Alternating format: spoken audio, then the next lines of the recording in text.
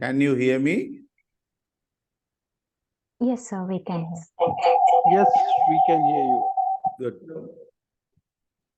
Plastic Myself and has been a solution. Prof. Priyan It has given together. us convenience, affordability, utility.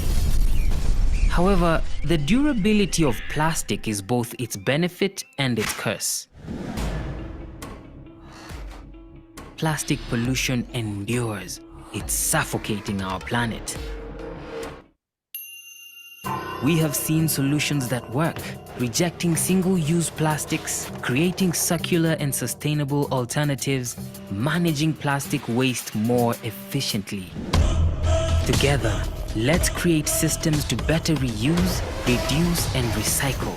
Let's push for an ambitious global agreement to end plastic pollution. Let's demand governments and businesses act, commit, and set new standards. Use your voice and your choice to beat plastic pollution. Let's do better.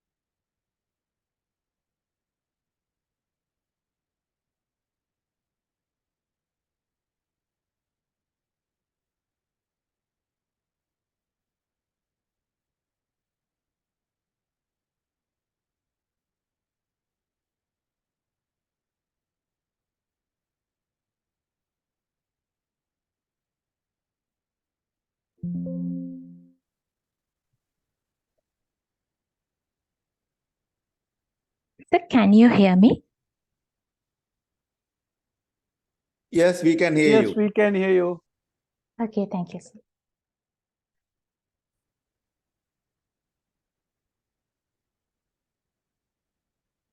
Plastic has been a solution. It has given us convenience, affordability, utility. However, the durability of plastic is both its benefit and its curse. Plastic pollution endures. It's suffocating our planet. We have seen solutions that work, rejecting single-use plastics, creating circular and sustainable alternatives, managing plastic waste more efficiently. Together, let's create systems to better reuse, reduce, and recycle. Let's push for an ambitious global agreement to end plastic pollution. Let's demand governments and businesses act, commit, and set new standards. Use your voice and your choice to beat plastic pollution. Let's do better. Use your voice and your choice to beat plastic pollution. There is no planet B.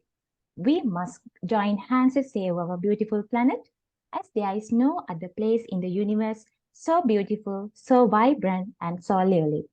Let's be more responsible and let's do better. Good evening, ladies and gentlemen. This is the second day of GBCSL Environment Week 2023.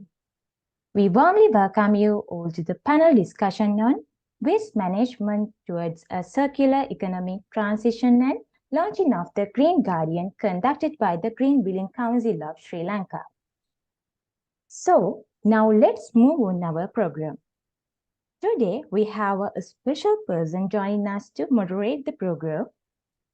So I warmly welcome Architect Jayantha Perera, Vice Chairman of the Green Building Council of Sri Lanka, to moderate today's program. Dear sir, the floor is yours. Thank you very much. Good evening, ladies and gentlemen, and all the participants here today. Welcome to the panel discussion on waste management towards a circular economy. This, as you know, this is organized by the Green Building Council of Sri Lanka. Before we go into the program, we have a small thing to do. That is, we are going to launch the current issue of the Green Guardian. Green Guardian is the official periodical publication of Green Building Council of Sri Lanka, which focuses on sharing sustainability trends and cutting-edge technologies of green buildings, green manufacturing, and related green sectors. This also provides a platform for environmental enthusiasts to share their views and research findings on environmental sustainability and green technology through their articles. To commemorate the World Environment Day 2023, we are about to launch a special edition of the Green Guardian under the theme, A Climate Positive Future. Now, I will ask GBCSL to play the video.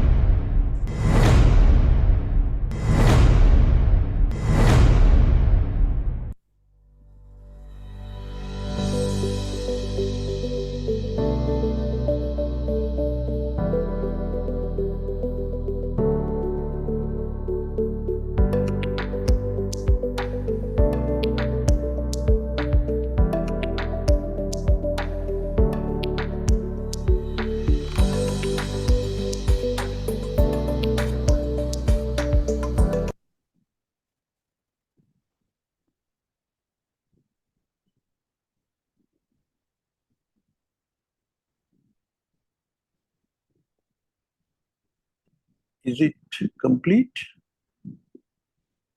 Yes, sir. Okay, right. Also, I take this opportunity to mention a few things. Hirushie Consultants Private Limited and GB Coatings Private Limited has become the main sponsors to make this Green Guardian newsletter, the first issue of the 5th volume. So I thank very much Hirushie Consultants and GB Coatings for making this publication a success on behalf of the GBCSL newsletter this time. Thank you very much. Dear participants, we invite you to visit the official website of GBCSL to view this full edition online. If you also want to share your knowledge with us, here's the opportunity to write articles for the upcoming newsletters of the Green Building Council of Sri Lanka, the Green Guardian. We have published the theme and topics for the next Green Guardian soon. We stay tuned with us for more updates. We invite you to follow our social and media platforms and official websites to be in touch. So now the list of topics that we want you all to participate or write your articles are given in the screen. Thank you.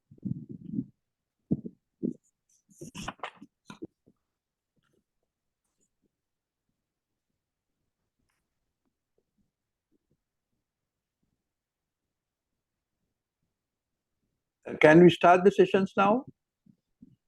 Yes, sir. We can start. Okay. today's Yes, session. yeah. Before starting the technical submissions or the technical sessions, few housekeeping things that I want to mention is that keep your mics muted, and any questions that you wish to ask during the discussions, please put them on the chat box. Okay, so today's first speaker or the first presenter is Dr. Hirushie Karunathilake. Dr. Hirushie Karunathilake is a senior lecturer at the Department of Mechanical Engineering, University of Moderator, Sri Lanka. She received her BSc in Mechanical Engineering from the University of Moderator in 2014 and obtained a PhD in Energy Systems Planning and Decision Making from the University of Bristol, Columbia Canada in 2018. The specialty is on developing risk-based decision support systems for energy and sustainability applications. She has experience in multidisciplinary research and industry projects related to energy planning, building energy efficiency, carbon capturing, sustainability assessments, and climate policy planning, and has authored many journals, articles, conference papers, and books, chapters in this area.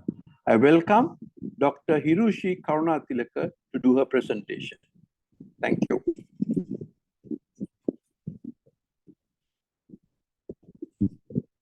Thank you very much for the introduction. I hope you can hear me clearly. Yes, we can. So I will share the slides.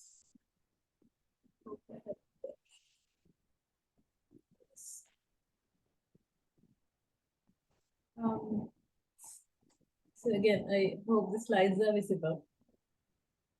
Yes, we can. So to start off, the topic that I'll be introducing today is about under the transition towards the circular economy and waste management is how waste impacts the environment and hence our lives and the planet that we live in.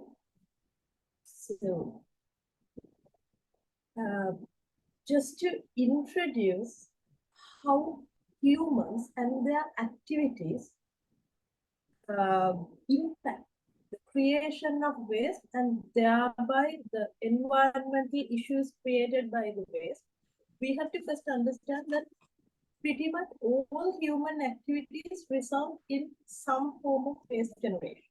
Now, in the natural life cycle, whatever waste matter that is created, for example, the leaves that fall off trees, or the algae that grows in the aquatic environments, they are used in the next phases of the natural life cycle. The fallen leaves become nutrients for the next generation of trees. The fish feed off the algae and they live their lives and they die, and they become in turn nutrients for the other aquatic plants to grow. The issue with the human activities, industrial activities, or other day-to-day activities that humans carry out is that this natural life cycle is disrupted. We create waste that is not absorbed back to the environment in harmless manner like that.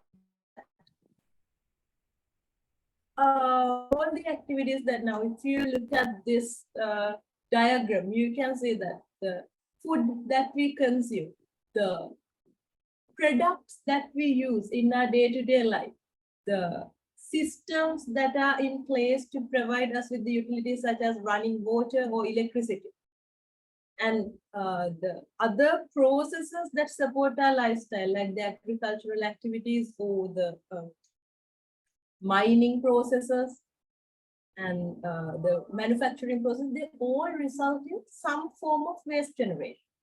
And this waste can be classified in different manners. Depending on the type of material, we can classify it as solid, liquid, or gaseous waste.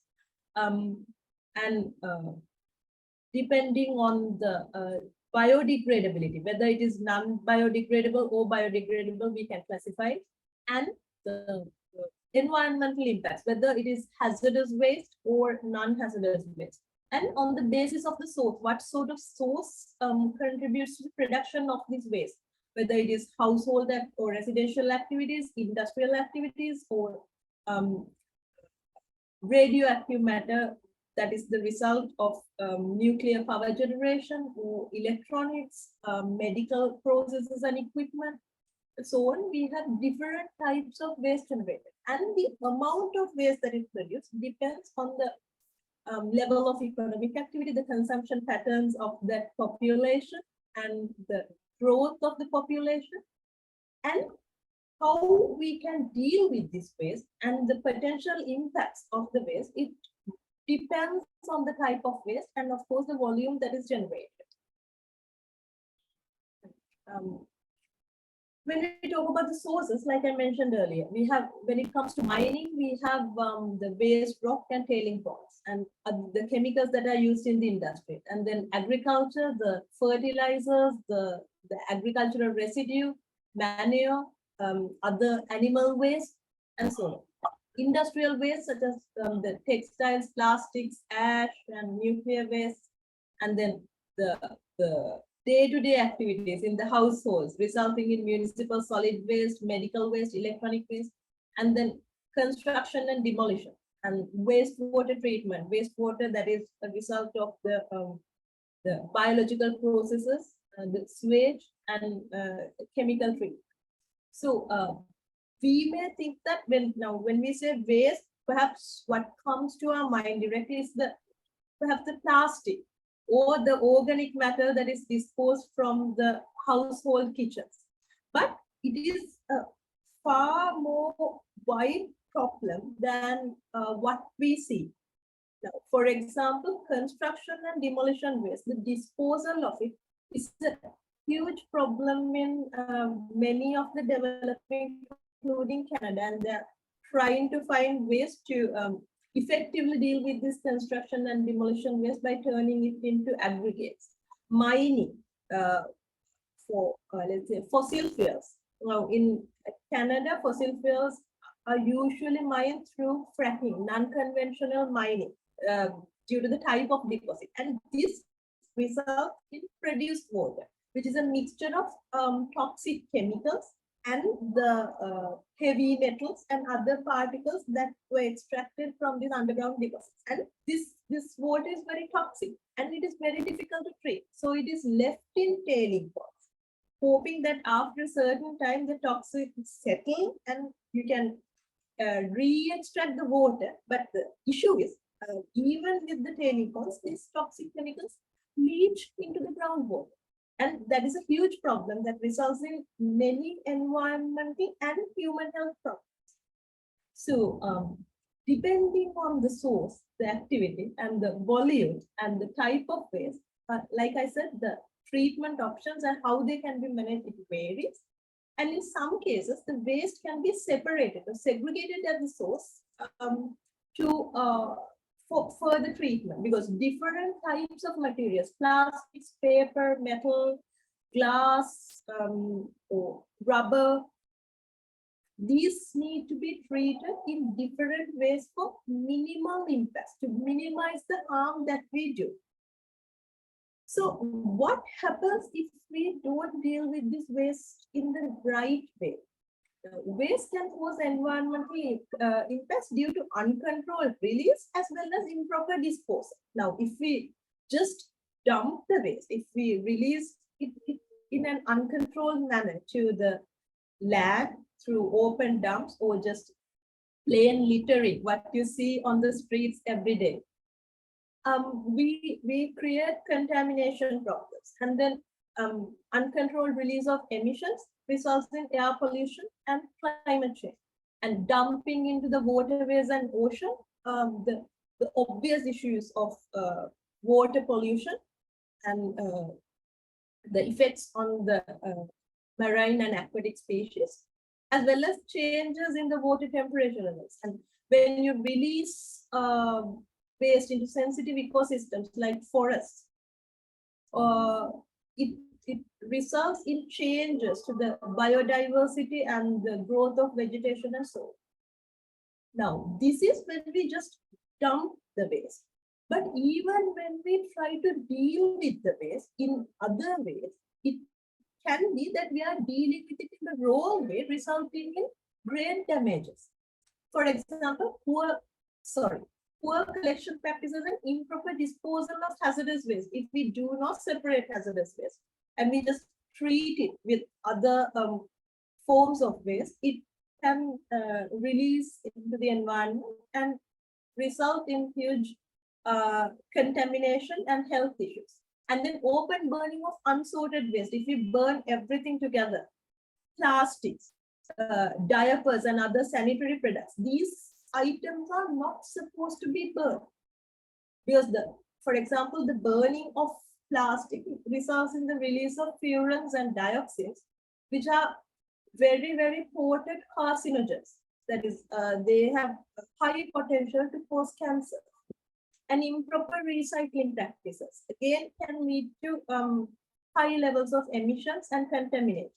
And unengineered landfills, especially when located in unsuitable areas. Now, I think many of us may remember what happened with the Meethotamulla garbage dump.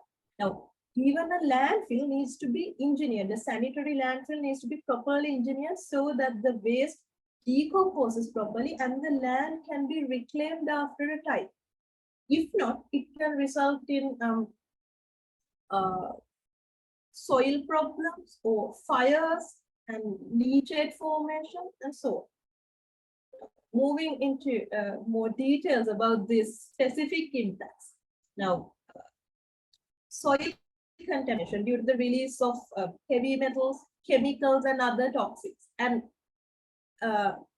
it is not just due to the organic waste and maybe the plastics or the metals that we see day to day. The electronic products are becoming a huge problem now. For example, the solar panels.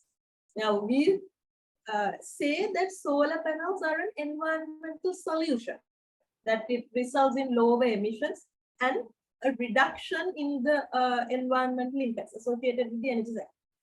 However, that is when we think about the operational phase. At the end of the lifetime, solar panels are a big problem. When they are simply released into the environment, solar panels contain heavy metals and toxic chemicals, which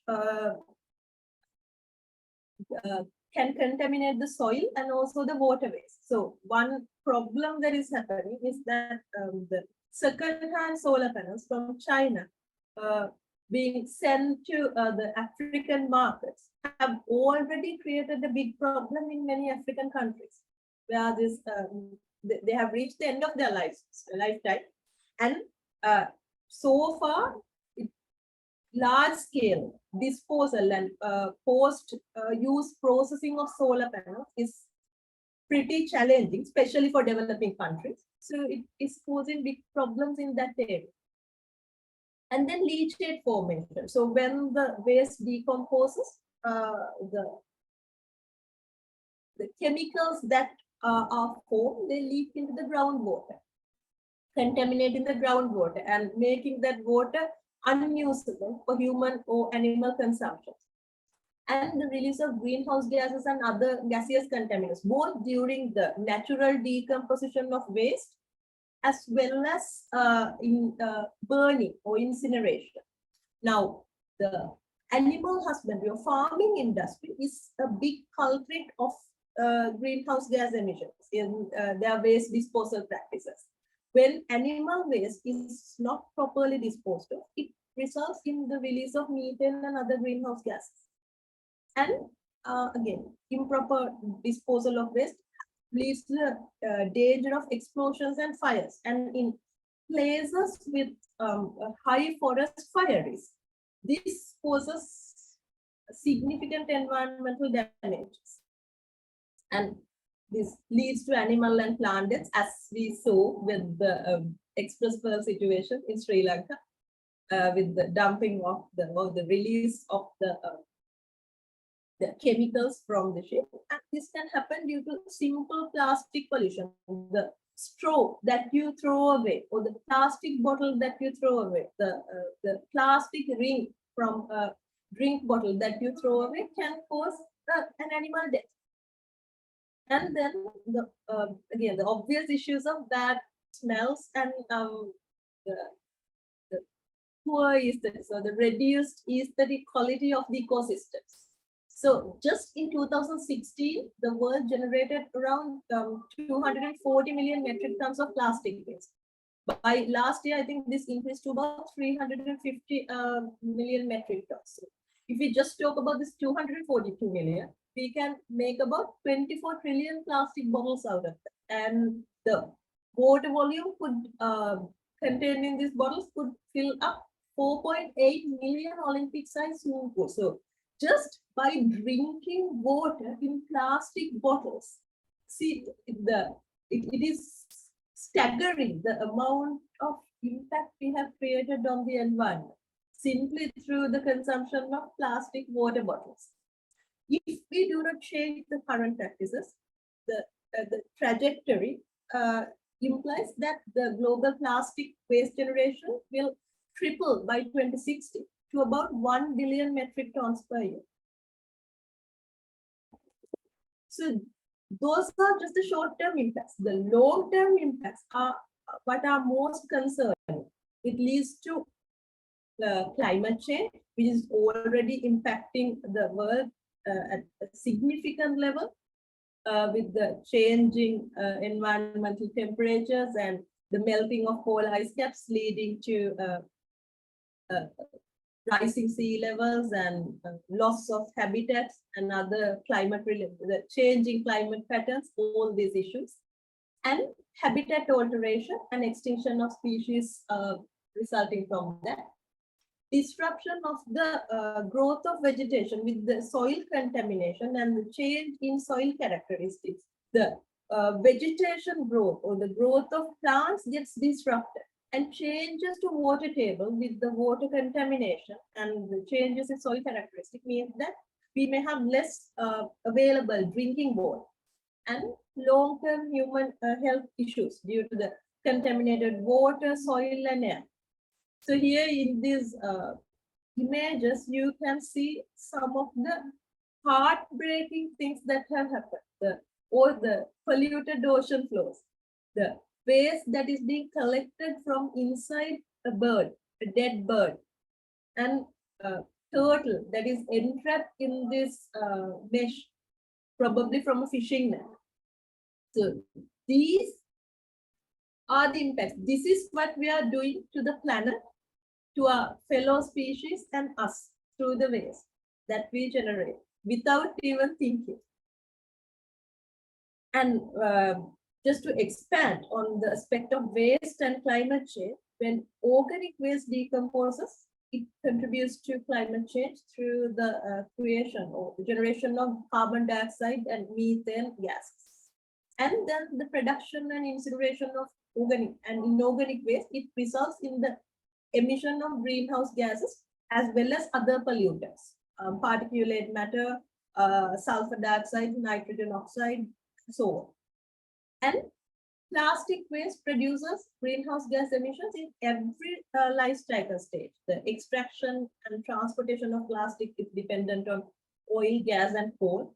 So if we reduce the amount of plastic produced and recycle, we can at least reduce these impacts of extraction partially. And then during the post-processing and recycling as well, they consume energy. And emissions are released. So waste management, basically the transportation of waste, incineration of waste, all of these steps are big contributors to greenhouse gas emissions.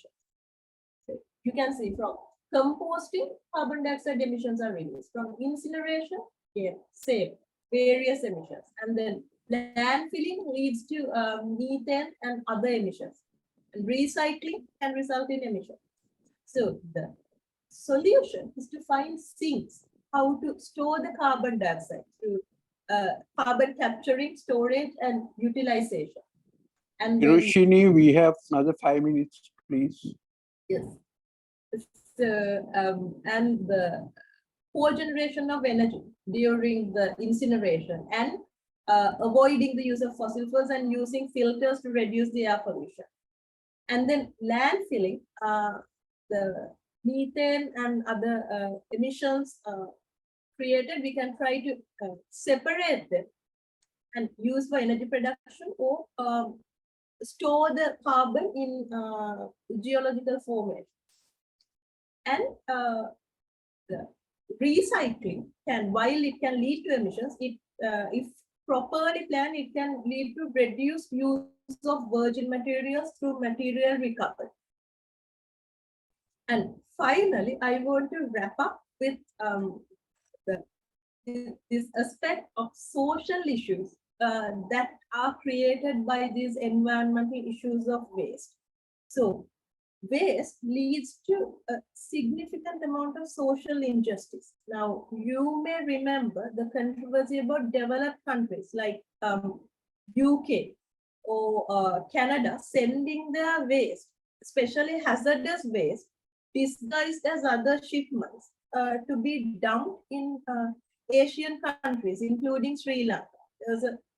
There is an ongoing controversy about this. Chinese solar panels, like I mentioned, are being sent to the second-hand markets in Africa, and they are creating problems there. And same with the used garments or apparels that are being sent as shiploads to these African countries. Again, they are contributing to big waste issues. And people are increasingly aware about this concept called environmental racism. The problems created by pollution or climate change or water and soil contamination are disproportionately affecting minorities or marginalized communities. The effects of climate change, while felt all across the world, are affecting the developing countries more. When the floods happen or the sea levels rise, the developing nations have very little capacity to retaliate and increase the climate resilience of the infrastructure or the communities. And as you can see in these statistics, now if you take US alone, the people of color or the ethnic minorities are more likely to be affected by toxic waste sites or nitrogen dioxide exposure, the lack of potable water and modern sanitation. In Canada, the waste from the mining, the fossil fuel mining activities are disproportionately affecting the First Nations or the indigenous communities. So there are environmental issues, and these environmental issues lead to many social injustices across the world. So that is the thought I want to leave with you when I wrap up this section about the impacts of this. So now that we know what the problem is, I think in the next sections we can discuss about how to manage this issue through a transition to a circular economy. Thank you very much. Thank you so much, Hirushie, for that very interesting and very informative presentation. And there are some questions that I will ask already put on the chat box, which I will present to you during the Q&A session. Our next speaker today is none other than the founder of the Green Building Council of Sri Lanka, Professor Priyan Mendis. I don't have to say anything about him, but I am compelled to say a few words about him, because if we try to tell everything about him, we need so many days to do that. Professor Priyan Mendis is a professor in the Department of Infrastructure Engineering, University of Melbourne, and the director of the Archt Center for Advanced Manufacturing of Prefabricated Modular Housing, and the leader of the Advanced Protective Technology of Engineering Structures Group. He is the deputy director of the Archt Industry Transformation Research Hub, transformation of reclaimed waste resources to engineered materials and solutions for a circular economy, TREMS, they call it. He's a world leader in innovative construction methods such as prefabricated structures, tall buildings, durability of concrete structures, advanced materials for construction, including waste materials, protective technology for structures, wind, earthquake, fire, and blast. He worked as a consulting engineer before joining the university in early 1990s. He's a member of the Australian Standard Committee BD2, concrete structures, and BD6, loading of structures, including wind and earthquakes. He was a member of the Archt College of Experts 2005 to 2017.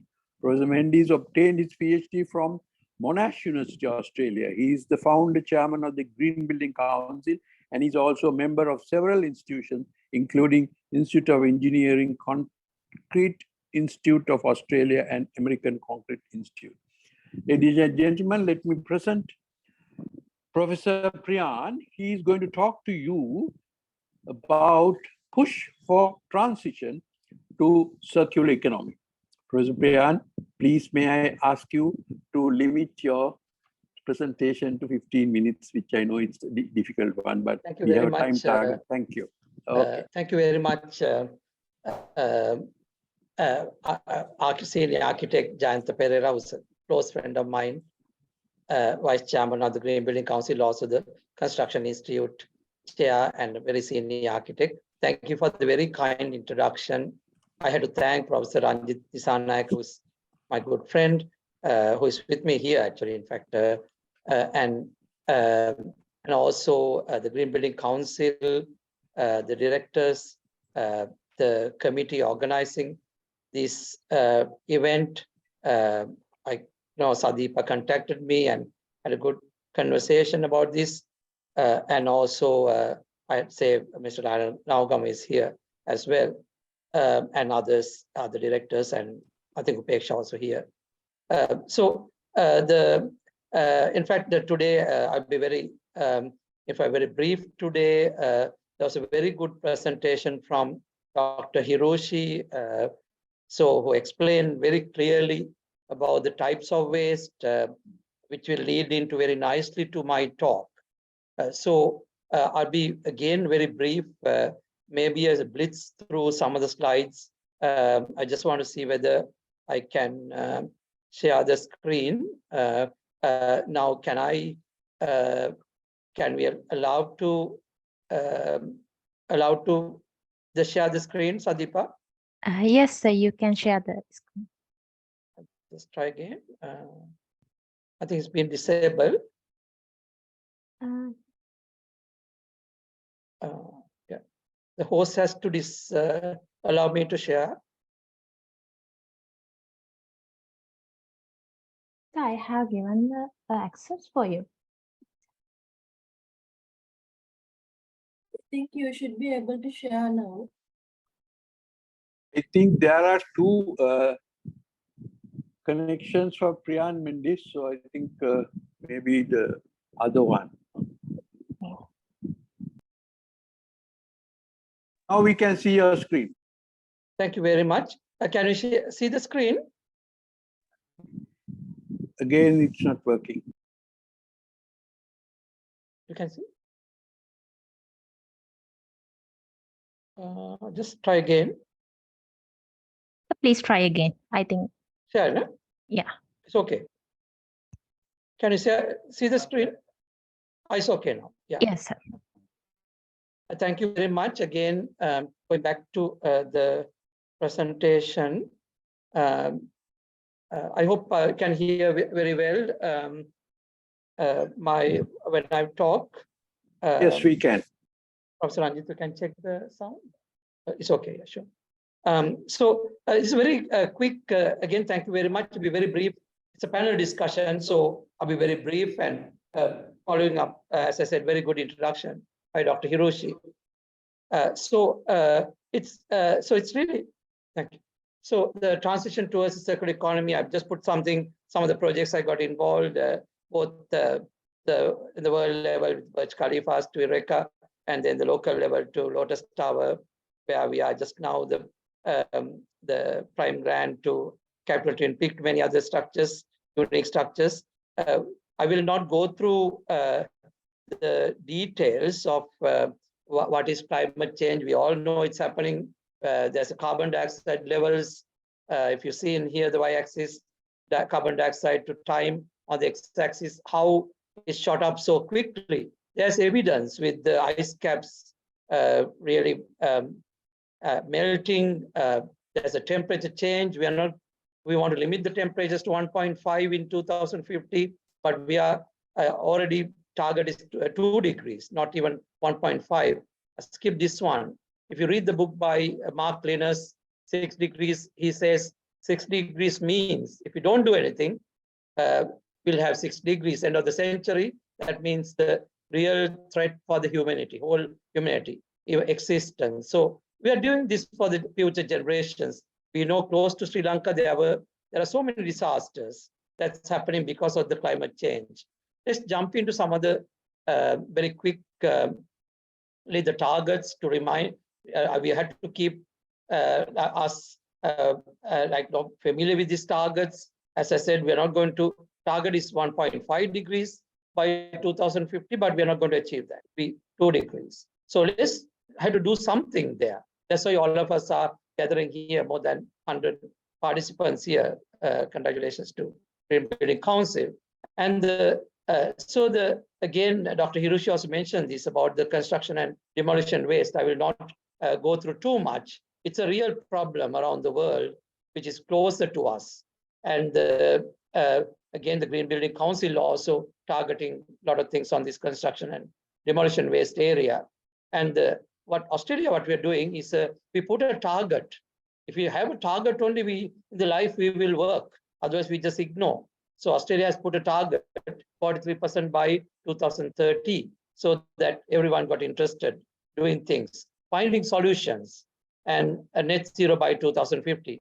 US and few other countries, US, China, I think, and few other countries didn't sign for this. So it's really, I hope they will do that. Linear versus circular economy very quickly.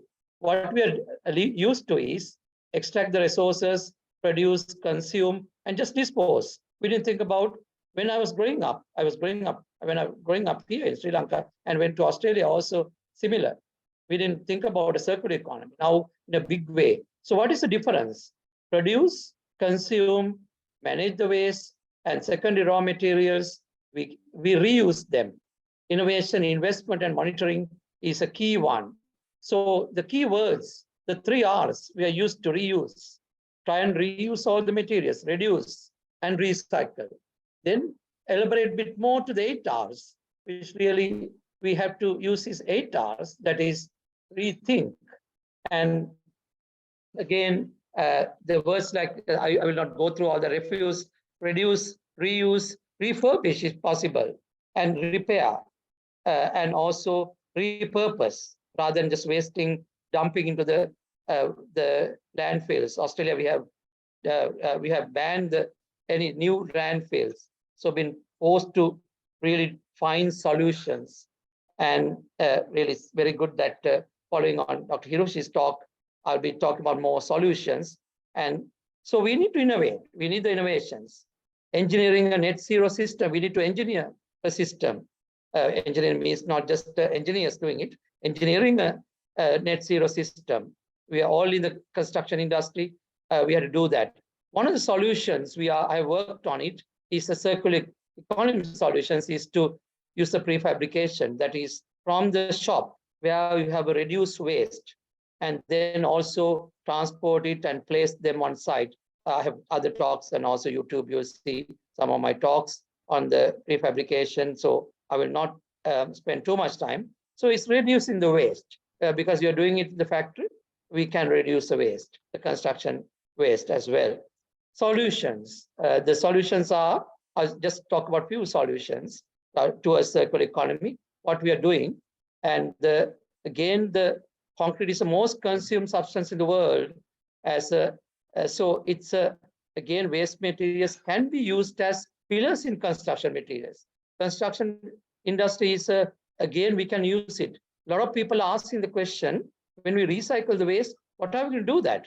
So construction industry is a very important solution we will provide. That's why the Green Building Council will play a major role in Sri Lanka and the members of the World Green Building Council.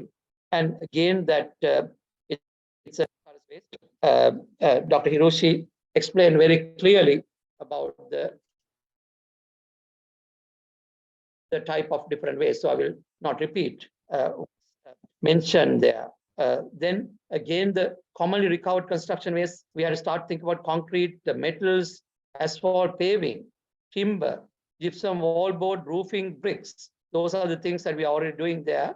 And I'm sure slowly, of course, that we are starting to do these things in Sri Lanka as well. When we demolish concrete, we used to put it to the landfill. We should take them and reuse in the concrete, recycle as recycled concrete aggregates. So it's again another talk for another time, but how we do that. So what are the drivers? We need to change the policies. As I said, 43% has been, their target has been included, net zero targets.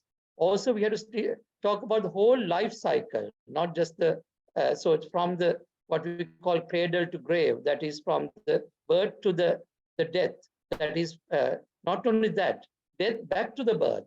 And again, again, that in number of religions, we believe this. So now the end of life considerations, life, that is quite important. We have to, in the future, not only just building, we need to provide an end of life solution. So Australia has introduced carbon credits, other countries as well. That is, to carbon has a value to be very rich. And I'll leave it to Professor Ranjith to talk about how the waste can be a bit, a very good presentation, I know, on how the waste can be creating the wealth. So I'll leave that sort of discussion to Professor Ranjith. The barriers, so what are the barriers? Procurement, how do you get these materials, clean it, all that, there's a processing cost. Then we need to look at the mechanical properties, longer term properties like durability, evidence-based decisions. So it's not easy. And we are using lots of waste for the road-based materials. We need to get into the structural side as well. Standards and specifications are a key. Universities and other researchers and innovations are very important. So I'll just skip this one. Some very quick blitz of the work we are doing. So municipal waste used with limited application.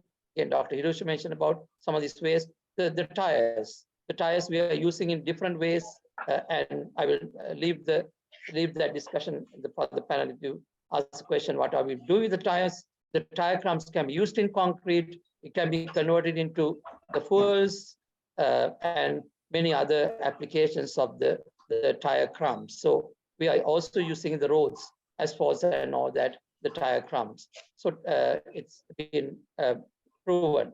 The glass-based materials, this one of our projects. It's the problem is we can do a lot of things in the lab, but put it in the field is very difficult. And this is one of the first in the world that my group is doing it with putting the glass into a major infrastructure project, glass-based concrete to a major infrastructure project in Melbourne. So there are other issues. There are challenging issues. I will not have time to talk about it. So it's a real world applications. That's where we will see. Glass has another issue, technical issue called alkali silica reaction, ASR. So you need to put a bit more fly ashes. Those who want more detail to really get rid of the ASR problem. Glass is a silicon based. Other problem with Dr. Hirushie can mention about the plastics. What we're doing is to really, we are working with the biggest plastic recycler in Australia and then converting that's using AI to sort. And one on the bottom is where one of our, like now we've got a patent on that, that is this void formers in the slabs to use recycled plastic. So these solutions had to be given to really, for this recycle the plastics. We are also working on marine waste, which we will not, I will not have time to talk about it, but AI is a waste identification is a key area for the future. So that can be a solution, can be worked on. Robots can be used, vision, ARs and VRs, all that can be used for the waste integration. Again, Dr. Hirushie mentioned about the solar panels. It's a problem. We got again a government grant to work on the solar panels. We are working with the industry leader to really working on trying to recycle the solar panels. It's very hard to, because of the contamination, very hard to get to to have solar panels. So what we're doing is glass is the main material. Using glass in concrete. The name I gave industry partner, just grab that name, called Solarcrete. That is the solar glass into concrete. So we're already working on solutions on that to the industry. The two more very quick ones, the paper. We want to attack all the sort of waste. That's a project that got funded in my group using the recycling paper and cardboard waste. There are different type of cardboard waste, which we can use in concrete and have the pulps used in concrete. It's not easy. We need to do more work, but this is again the lab stage. We are hoping to be applying to this. These are the big waste. The paper is we need to attack all that. Again, Dr. Hirushie mentioned about textile waste. Again, we are trying to do that textile waste in the concretes, and there are issues. But look at this graph here. This is my last slide almost. The tensile strength versus textile content. Tensile strength can be increased from put in the textiles. So the tensile strength increase. So we are not just dumping the waste, and it's not a dumping ground for waste, the concrete. We are using the properties properly. And the last one, which really may be relevant to Sri Lanka one day, just the recent grant we got to work on these subsea flow lines. They have been dumped to the sea before, and now we need to use that plastics, separate them, plastics as stainless steel, and use them. And we are forming the Center for Recovered Resources.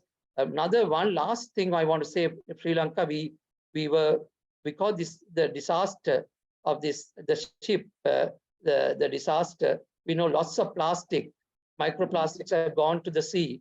So all our fish will have a lot of issues. And again, with that problem, we need to find solutions, recover the plastics from the sea and then use them. So we are welcome to this very much center, which I'll be leading, or Center of Recovered Resources, to really look at a number of waste materials. So the message, I'll finish there, but just one really issue which we need to think about waste, which leading to Professor Ranjith's talk on waste will be used for the wealth creation. Waste is not a dumping, just dump the waste, try and use the to the advantage, and then we are running out of the resources. All that construction industry is a very much a solution provider for this waste, and also there could be other applications. We are using plastics for shoes, plastic shoes. So like that, we are using for other applications as well. But however, we can start thinking about. So I will stop there, and I'm very much looking forward to listen to Professor Ranjith's talk. Thank you very much, Architect Jayantha Perera, for kindly be the chair, and also I know you're moderating the session today. Thank you. Thank you, Professor. Thank you very much. That was a very high-tech presentation. Before going into the next session, I would want to again describe some housekeeping. Please put your questions on the chat box so that I can pick them up, and during the QA session, I can point them out to the specific presenters. So our last speaker today, last but not least, our own chairman, Professor Ranjith Dissanayake, who is going to talk to us about transforming waste to wealth. I need to do a small introduction. Again, if we have to introduce Dr. Ranjith Dissanayake fully, it will take a couple of days, but very, very short synopsis of Professor Ranjith Dissanayake. Professor Ranjith Dissanayake is a senior professor in civil engineering at the University of Perera. He is a chartered engineer and a fellow of the Institute of Engineers Sri Lanka, and holds membership for several other prestigious institutions. To my knowledge, he is the current or president-elect of the IESL as well. He was a Fulbright scholar in the USA, Endeavour Fellow in Australia, and Gesso Research Fellow in Japan. He was awarded the Young Scientist Award in 2007 for excellence in scientific research by the National Science and Technology Commission of Sri Lanka. He received the Overseas Prize of the Institution of Civil Engineers in the UK in 2007, and the Australia Alumni Excellence Award in 2012. He has published over 150 papers in reputed journals. He has also chaired more than 10 international conferences. He is the chairman of the Green Building Council of Sri Lanka, the president-elect of the Institute of Engineers Sri Lanka, and vice president of Chamber of Construction Industry.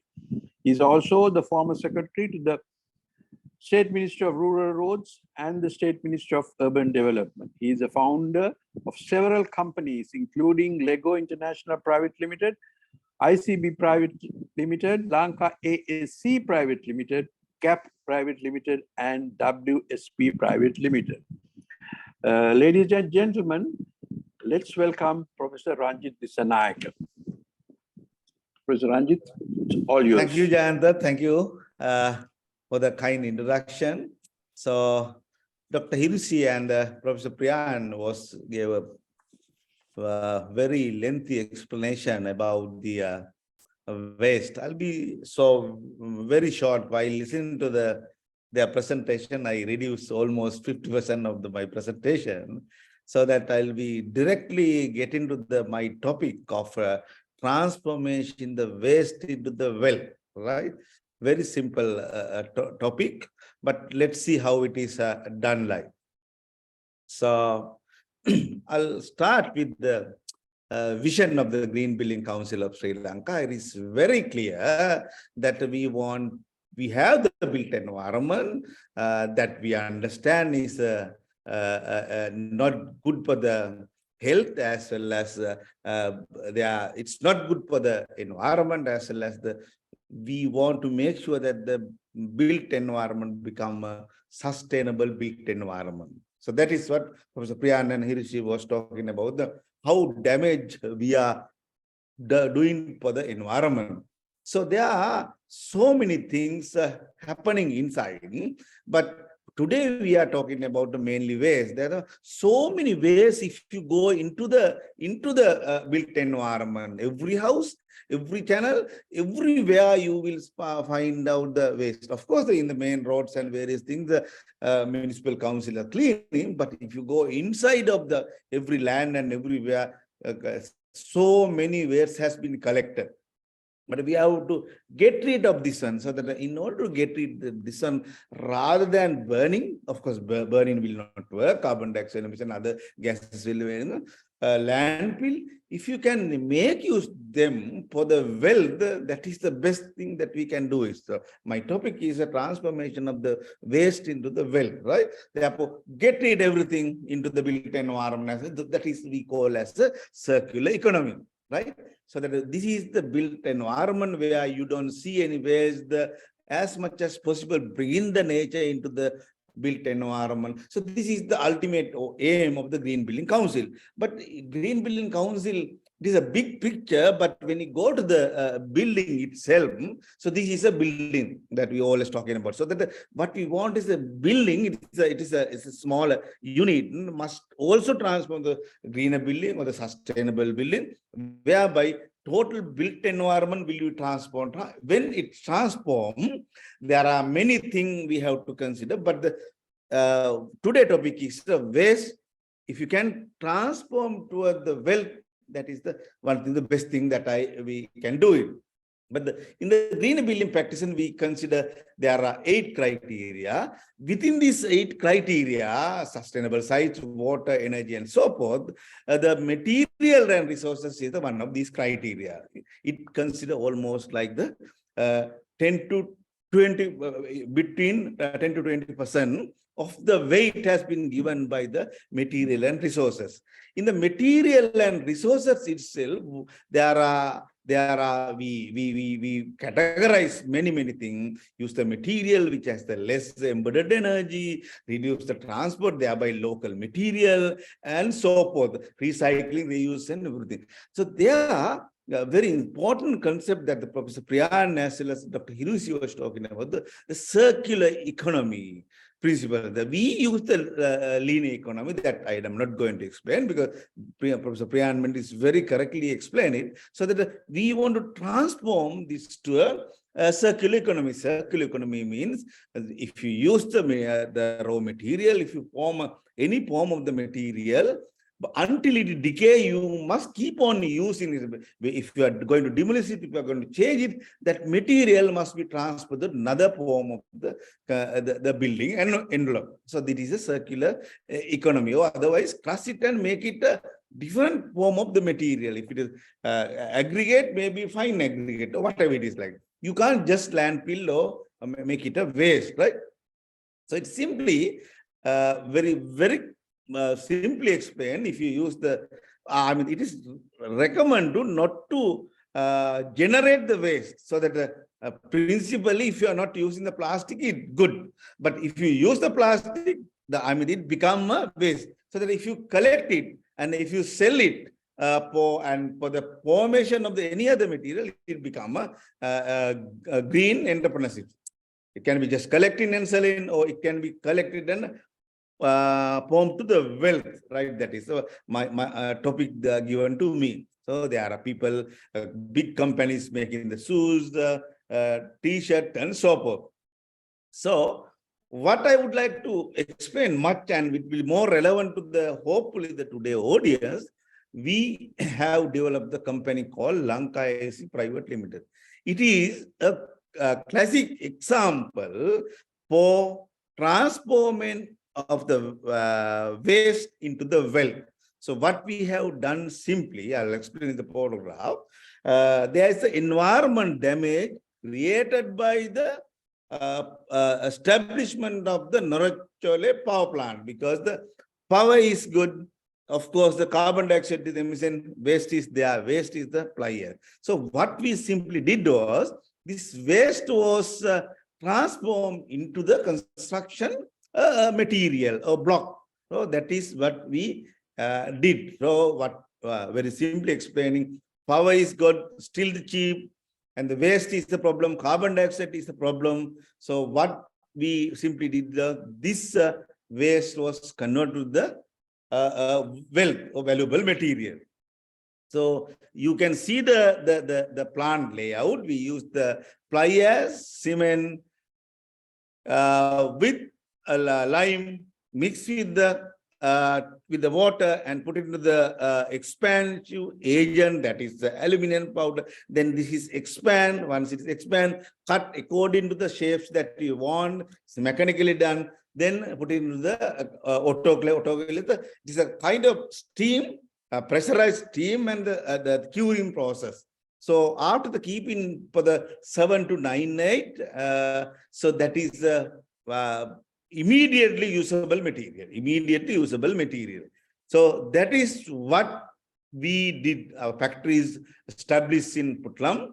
So just to explain you, the amount of waste within the material is fly ash, almost like 65 to 70% fly ash is there, right? So process is coming up the structural material, that is a brick, and it is almost when you compare to the cost, almost equal, like, and there are so many other advantages. Not only that one, we have importing this material to the Maldives. Now we are the joint venture with the Access Engineering. So after the expansion of the factory, that we could sell up to the, well, that means simply the waste that has been the problem to the country, now selling to the world market and bringing the dollar. That means the waste was converted to the dollar. That means the very classic example, waste was transformed into the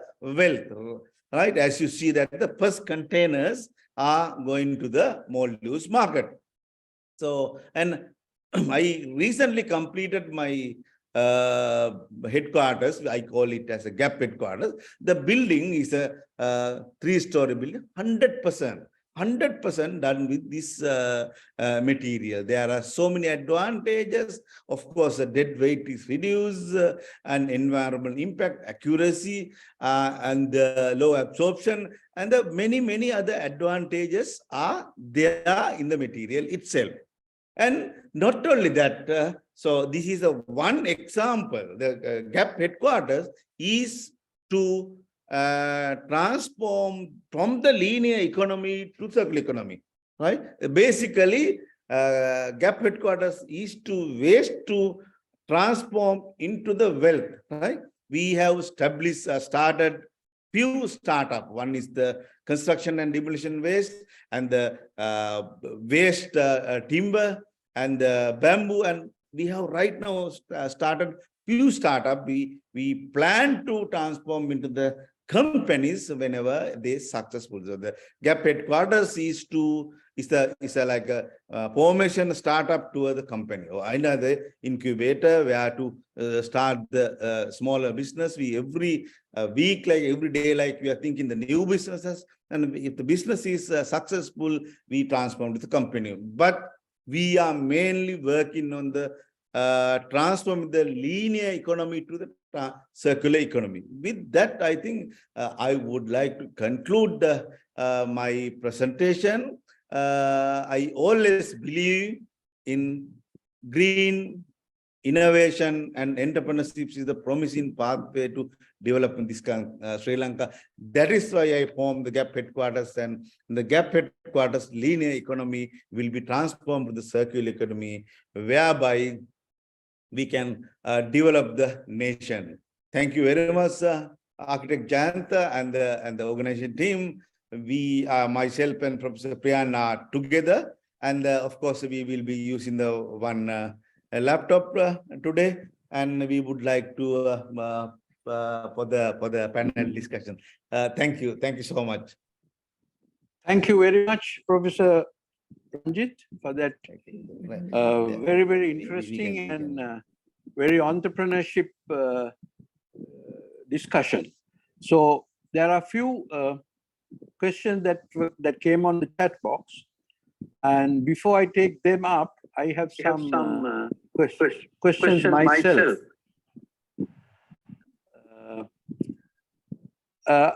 Before that, I want to just mention that we had a total of 112 participants at 750, but now it has reduced to 95.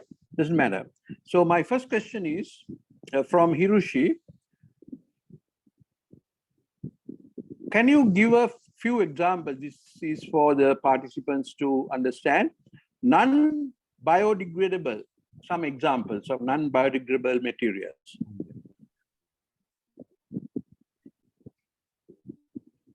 Hirushie, are you there? You're muted. Sorry, I think I lost the connection for a bit. Could you please repeat the question? Yeah. Can you give a few examples of non-biodegradable materials which are used in the construction industry? Of course. So, like, again, most of the materials that go into the construction industry, like the concrete waste or the metallic parts, or maybe some composites that are used in the construction, can be classified as non-biodegradable. Now, especially in Sri Lanka. Now, if you take a different context, now if you take wooden materials, they are definitely biodegradable. Yeah. And okay. Again, there are varying levels of biodegradability depending on the type of material that you're talking about. Okay, thank you. I think you explained it well. Then this is a question from me again. What are the most dangerous types of waste affecting the climate? You're muted, Hirushie. Yes. Hirushie, you're muted. When we talk about climate change, now, rather than the most, let's say, dangerous, we could talk about the most potent types of materials that contribute to climate change. Now, if we talk about methane is about 20, even though we speak about climate change in terms of carbon dioxide, equivalent emissions of carbon dioxide, methane is around 25 times more potent than carbon dioxide when it comes as a greenhouse gas in impacting the climate change. Now, some other chemicals like certain nitrous oxides, they are even more damaging when we talk about the climate change impact. So these different emissions get released in at different times under different contexts from various industries. So we could say that the industries that contribute to higher levels of emissions of these types of gases are more damaging in terms of climate change. Okay, thank you very much. There is one question put on by one of the viewers. How to mitigate hotel waste? Any way any suggestions or any methods how to mitigate hotel waste? One by one, Mr. Shivantha.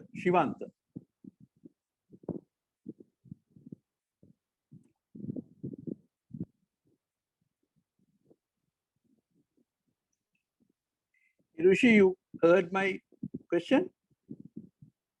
This was a question. The hotel waste, again, it depends on what type of waste we are talking about. So whether it is, let's say, organic waste coming from the kitchen. So again, biological treatment methods like anaerobic digestion or maybe fermentation would be good options, or composting, because it can lead to some value-added co-product generation like energy or other fuels, or maybe fertilizer. Whereas if we are talking about the gray wood or the black wood, then that requires different treatment methods, and you have certain regulations impacting that. And it needs other treatment facilities. So I hope that answers the question. I think you have done it very well. Thank you very much. So now I'm going to shift to Professor Priyan, a very high-tech lecture. You talked about 3 R's, net zero. Do you really believe we can stop carbon emission? Yes. Yeah, give an example. How much or we have reduced during the last 10 years? Have we gone minus or plus during the last 10 years on carbon emission? With all the sustainable lectures, propaganda that the whole world is going through, I'm sure you are the person who has these figures with you. Have the world reduced the carbon emission within the last 10 years, and what percentage have we done? Thank you. Yeah, thank you, the chair for the day today. It's a very good question, and just a very brief answer. Yes, answer is yes. If we didn't do anything at that time, we would have been, as I said, the predictions were going to 6 degrees in year 2000, end of the century, and then people are saying humanity won't even exist around those temperatures. So it was real danger. We have actively done things as well. Again, in the Green Building Council is a good example around the world, forming that really made a difference to the buildings and the policy changes. Now, if we did again the 1.5 degree, that's why we are getting to the net zero by 2050, just to restrict to 2 degrees, 1 degree, but we will not get that, we'll get degrees. So the very short answer is with the carbon taxes coming in, and the one example is where I know Australia and other countries are doing this, that is, we won't have any more coal-fire plants in the future, no new ones, and they're closing them sooner than expected. And they're all having, now the banks are not lending any money to any carbon pollution projects, superannuation funds or the ETF funds in this here, they won't really lend anything. So the short answer is, Architect Jayantha, is that yes, we have a lot of things are happening. If we didn't do that, because the way we were going was very real danger. Yes, I have got some figures and all that, been recent, some measurements and all that. We are really proactively working on it. And we didn't even think about really about the waste at that time.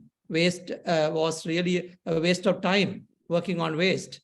Now, Professor Ranjith mentioned clearly, waste will create wealth. So in the future, I have a saying, waste will be gold. Now, so like that, I think proactive action being taken.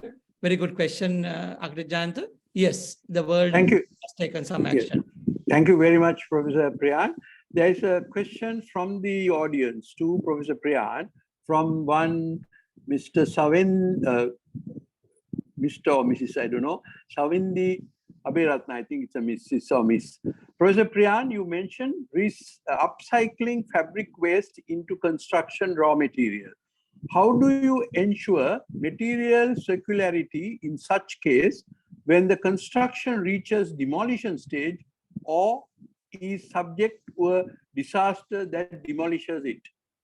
I think extremely good question, actually. It's as I said, we have to think about any waste material now, end of life as well. It's a problem with the tires, it happened to others. So a very good question. So yes, fabric, when we think about, we do think about the degradation within the concrete, what's going to happen. Now, not because I've done a lot of, been working on concrete for a long time. Concrete is a good material. Now, when we have also started to think about the textiles, textile has other issues, water absorption, to many other issues when you use in concrete. But at the end of life, this can be really worked on with demolished. We even looked at the concrete being textiles and what happens if it's demolished. And it can be reused, that concrete, that's without any problem. So good question. But yes, it can be reused. Plastic, sometimes there are few issues, plastic degradation within the concrete in a long term, not 30, 40, 50 years. But that's also, again, it'll downgrade some of the properties, but even that concrete had to be processed. And if it's processed properly, it can be reused. Thank you very much, Professor. Just one, this is not a question. Give your thoughts about, now Sri Lanka is an island where we have the sea right now. I think it's about 186 kilometers, sorry, 386 kilometers right around. Sri Lanka is the length of the sea, although our length and breadth is much less than that. So is there any suggestion by the experts, right, to use this sea around us to make more energy-saving methods, right, to create energy or things like that? Because I think we have a fantastic distance of sea around us. I think extremely good question. Having worked on the offshore wind turbines is a big one for us. We have missed the opportunity in Sri Lanka forever is the oil explorations. We would have done wonders. I don't know why we were so behind. I was told recently, oil exploration company in Australia, they tried in Sri Lanka and the government didn't support that work. Now, so it's a bit of a real unfortunate we couldn't get to that. Now, in terms of wind turbines, the offshore wind turbines will be big one in the future because onshore wind turbines, we are having some issues of the land issues. Having worked on a wind turbine in Mannar recently, we were doing some work on that. But the offshore wind turbines, again, the foundations, I was looking at a foundation trying to help someone a few years back. We have a very shallow water in our around our land, which is not in any other country like that. I could suggest a foundation just to have the foundation on rock in that the wind turbine, offshore wind turbine. So we are really, I always believe this is it's a lucky country that way. Of course, although we have had issues, but we had some very fortunate things here in this country. And someone asked recently about earthquakes. Yes, we can have earthquakes, but we are not like in California or New Zealand or somewhere like that, and some of the Europe places. No, anyway, we are just a very short answer is very good question. The offshore wind turbines is a good one. Also, the tidal energy, maybe the tidal energy can be converted into electricity and other ways. So we must make use of it. It's a very good point. Make use of our water around, and maybe it'll create some wealth as well. Maybe Yes, a comment from you will be good, Professor. Okay, thank you very much. So we now shift to Professor Ranjith. In your opinion, what are the largest or the most heavily used construction material that can be converted to wealth? I know you have already one you have selected. Is there anything else other than concrete waste? Other than the concrete. Yeah, other than the concrete waste, Of course, making fly ash and things very like hard that. question because very important. Because the concrete is the second largest material next to the water. But anyway, the theoretically, almost all the construction material can be used, can be recycled. For example, as I mentioned in my presentation, we are right now thinking about the, of course, establishment of the construction demolition waste. But we have one in goal. We would like to have one in the Colombo, Western province, because that is where the most construction demolition waste is generated. So that is one area. Another area, the used timber. That can be formed into the material again, timber.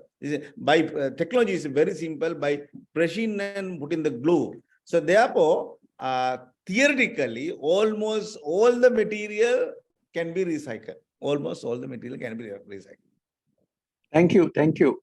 You are the expert on recycling of material. So there is a question from one Mr. Basuru Balal. Right. He's asking, we are destroying lagoon and mangrove environments when constructing using cement, usual construction material. Is there any way or any construction material to mitigate this problem? Especially asking because Professor Ranjith mentioned about the fly ash material from power plant. Yeah, we understand that the people, the socio-economic development should happen. The people need to expand their houses and build new thing and so forth. They have to do the demolition, right? When they don't have the technology, the demolition put into the waste or the land. Of course, when there is no proper mechanism, but they can do it, they will have to dump it somewhere. Therefore, it is very, very important that the government should declare a land where the people can go and dump. It can be free of charge or by pay, then the investor must come. I would like to recommend like the private and public partnership. He will convert to the recycling material, whereby producing the sand, aggregate and so forth. So that is only the solution. Otherwise, you cannot avoid seeing in the garbage in the lake and here and there early in the morning. They dump it. So this is the human nature. So therefore, we must, as many of other developed countries has done, we need to have the construction and demolition waste zone there. People can go and dump. There will be a machineries that will transform into the well. Thank you very much. This is the last question from one Mr. BLTS Kumara is asking, Professor, can you elaborate some details regarding glass waste and problems arising with those? Yeah, glass, of course, glass can be reused, again, the production of the glass itself. So problem here, we do not have the, as far as I know, glass manufacturing plant. The many countries which they have the glass manufacturing, it is a very simple technology. Glass means the production of the glass is to the heating. So even when the glass manufacturing also, at the latter part, when there's a breakage, again they put into the container and melt it and produce there. The only problem that we have is we do not have the glass manufacturing. Of course, the glass can be embedded with the concrete in order to go for the concrete. Hopefully, Priyan can add something if you have. But it's a very, very good question. Very good question. Also, Professor Ranjith gave a very good answer. Just to add a very quick one. What we have found is glass has some issues. The two issues. One is the colored glass gets mixed with the transparent glass. The other issue, one of the major issues we found was that I know we all sometimes we do this, but the main contamination comes from the alcohol. So with the glass and also the sugar, because when you have sugar and alcohol are two contaminants, which really it's hard to sometimes remove and it's expensive. So yes, there are issues with that. And I mentioned about the glass to concrete application, but still we can't use it with a lot of sugar when it's there. But alcohol is okay with concrete, as we know. Concrete pH values are higher anyway, so it's all right. But so yeah, there are some issues, but again, that construction materials is the closest one, and Professor Ranjith clearly explained transferring back to glass is also possible when you have other techniques to process it. Thank you so much, Professor. One last, it's not a question. I don't know. You see, long years ago, I visited this place in Colombo. I think I can't remember the exact place. They have installed a huge plant to recycle garbage and make what you call Perera, right? Now, I don't know what happened to that plant, whether it's still running or not. And they were, the municipality, they were paying the municipality at that time for a ton of garbage, so much of money. And municipality was going and dumping this, and it's a huge place. And I don't know what happened to that, whether it's still working or not, I'm not sure. Maybe Professor Ranjith knows about it. Yeah, actually, there's a one plant recently developed waste to energy that I know, but I have not heard about this one. But now the way of collecting is, I don't think that they can make the fertilizer. Then now they are mixing all together, right? Yeah. So it's I think that was the issue. I think they found it difficult to separate it, and that was going to cost a lot of money. Yes. To do that, and that's why I think they dismantled the plant, I think. So there's issue when you convert to fertilizer. That is, we have tried some of the food waste coming, working with some councils, not just personally me, there's another colleague of mine. The food waste, the issue is the NPKs and all that, to get the balance of the nutrients for the plants. So same problem we had with the organic fertilizer here. So that is a bit expensive and you don't get so with the food waste processing is been tried on to convert into pellets for the fertilizer, but balancing that is a little bit expensive to get the nutrient balance. So I don't think it won't be that easy to convert that. But it's because this converting food waste into fertilizer, I think it's old, or it has been there for long. Correct. I can remember my father, that's about 50 years ago, he used to dig a well in the garden and put the food waste there, and then he puts a layer of soil on top. Like the composting, and then he was composting, and he has enough fertilizer for his garden. Yeah, actually, so, I don't know. Actually, that is the nature. Actually, nature, because what has happened problem, we have gone again the nature, whatever we consume, become fertilizer and come back as another form of material. Absolutely. Anyway, I think we had a quite interesting discussion. Please.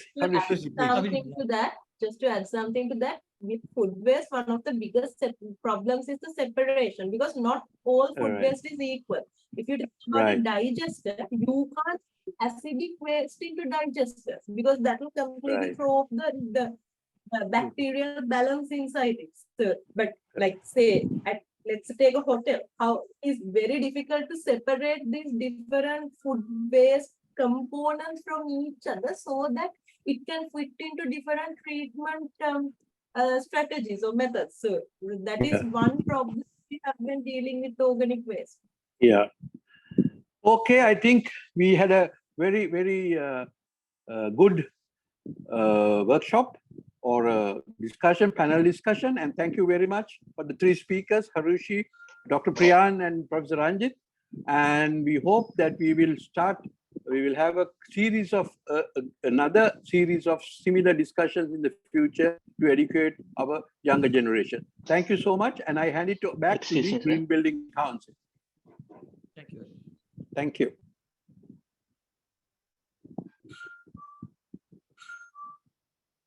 Excuse me, sir.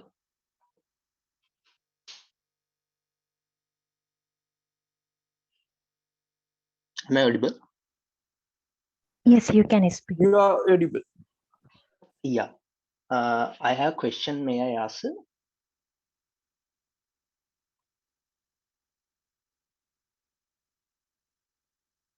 Please ask.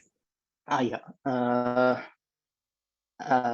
Yeah. I'm Damika Anupama from Computer Science Engineering Department, University of Moderator. And my question is related to the building and country planning architecture and how it might be an issue related to the global waste cycle. So I have two experiences, and first experience is related to the architecture in towns. It's like this. When we are walking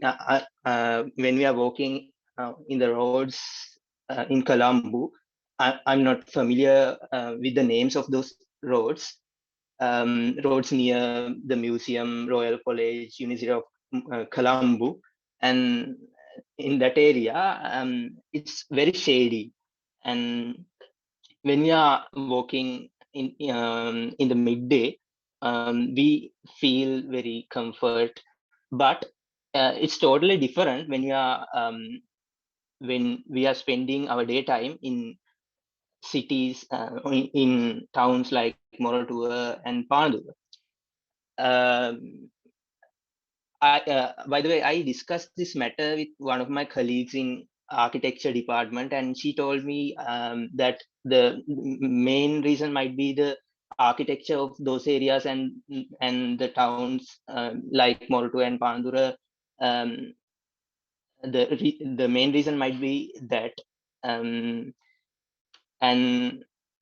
I see in Moratuwa and Pandura when the municipal council is growing trees, they are growing trees like they can't bear fruits, but when we are walking in those areas, we see jackfruits, mango fruits, and we see birds in those areas and not in these areas trees. By the way, my second question, the second experience is related to the building architecture.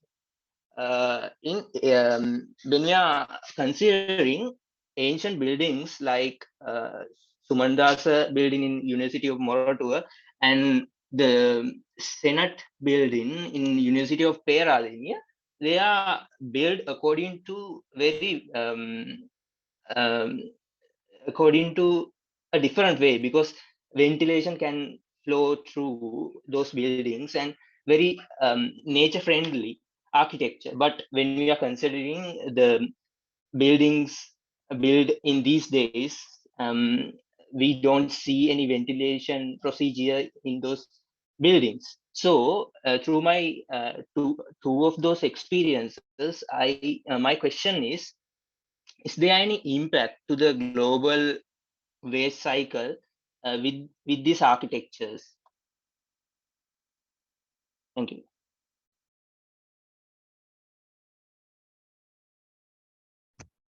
Sir, you are muted. Right. It is a very lengthy question, but I see that there are so many questions are embedded in your description. But one thing as I am from the University of Perera, but I can say the Senate building and so forth has been well designed, and cross ventilation and various other things has been well taken into the consideration. But what happened is when we want to go for the sustainability, there are many things come, three things come, what I see. One thing is the economy, the other one is attitude, the other one is the science and technology, right? So what happened when a country or when a individual are not having enough money, so that we always compromise the sustainability, right? So again, another one is attitude. So that we have been cutting the trees and so forth. Now we understand that because of that, getting now some cities, if you really happen to go to the Candy City, you might see that the Candy City is transformed. There are so many trees around all the roads, right? Like we even had a program, that's again we are trying to bring back the nature into the built environment, right? So that is the situation. So that we also see your problem. We as a Green Building Council of Sri Lanka, what we are trying to do to address it. Why we are here today? There's an awareness session. Thereby, we try to transform as much as possible waste to wealth, right? In my presentation, that's also talking about what are the problem that we have. So I mean, your question is obvious. Why we are gathered here and what we are trying to find out the solution. Hope I answered at least a part of your question. Thank you, Professor. Thank you very much for answering that. If there is no other questions, I think we can conclude the sessions, and I'll hand over the mic to the Green Building Council to close the sessions. Thank you.